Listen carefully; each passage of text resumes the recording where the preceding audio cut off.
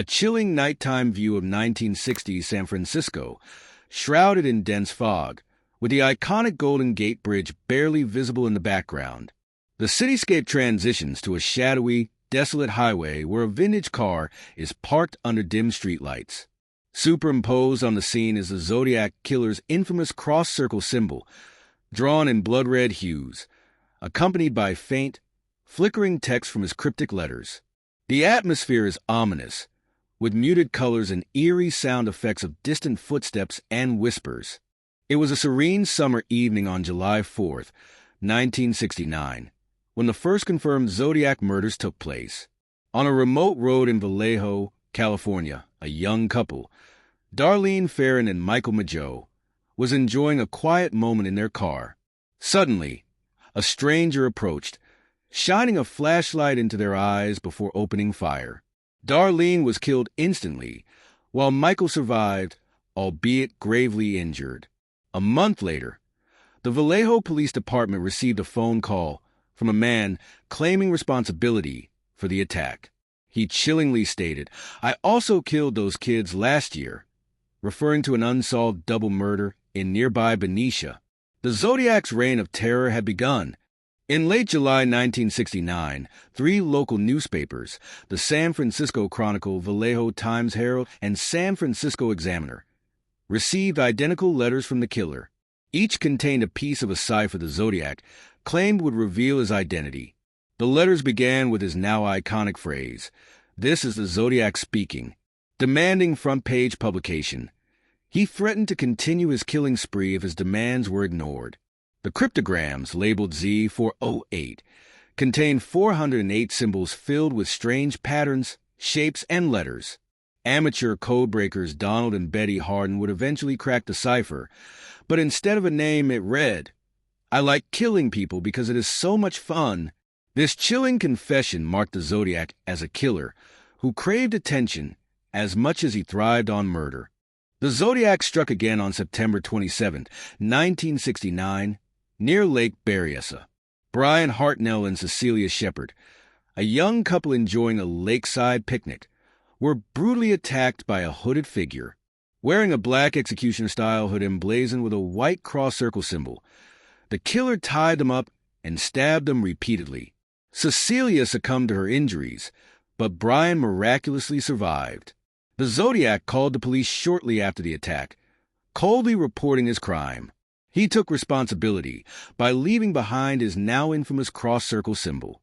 The fear in Northern California escalated, turning every quiet road or park into a potential scene of terror.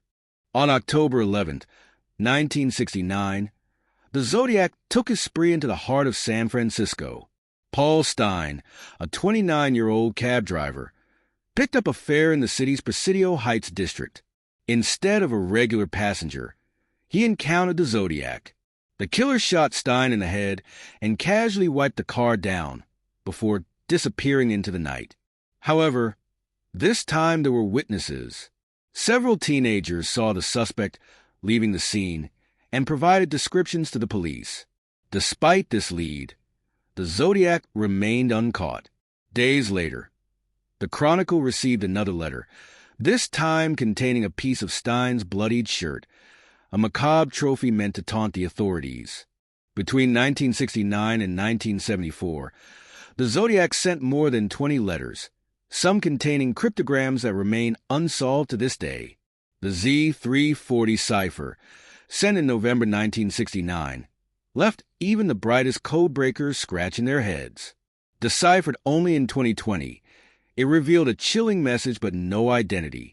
The Zodiac ciphers and letters seemed designed to confuse and mock the authorities. In one, he wrote, "I am not afraid of the gas chamber because it will send me to paradise." His intelligence and ability to manipulate the media made him an unparalleled figure of criminal mystery. Despite numerous suspects, the Zodiac Killer was never identified. One of the most famous suspects, Arthur Lee Allen, was extensively investigated but never conclusively linked to the crimes. DNA evidence from the letters, handwriting analysis, and witness descriptions all failed to produce a definitive match. The Zodiac seemingly disappeared in 1974 leaving the world to wonder if he had died, been arrested for another crime, or simply retired from his gruesome activities. His ability to evade capture cemented his status as one of history's most enigmatic criminals. The Zodiac Killer's reign of terror may have ended decades ago, but his legend continues to captivate and haunt. His cryptic ciphers, brazen murders, and calculated taunts remain a chilling reminder of the dark complexities of human nature. As investigators, historians, and true crime enthusiasts continue to explore his crimes, the Zodiac Killer serves as a stark example of the unresolved questions that linger in the annals of history. Will his identity ever be revealed, or will he remain a phantom in the shadows of our collective fears? The Zodiac Killer didn't just leave an indelible mark on criminal history. His influence permeated society and pop culture in ways few crimes ever have. The fear he instilled in Northern California altered daily life. People avoided secluded areas, parents kept their children indoors, and young couples thought twice about parking in quiet spots. As the case grew colder, Hollywood and the media took over. Films like Dirty Harry drew inspiration from the Zodiac case, and books and documentaries endlessly dissected his crimes.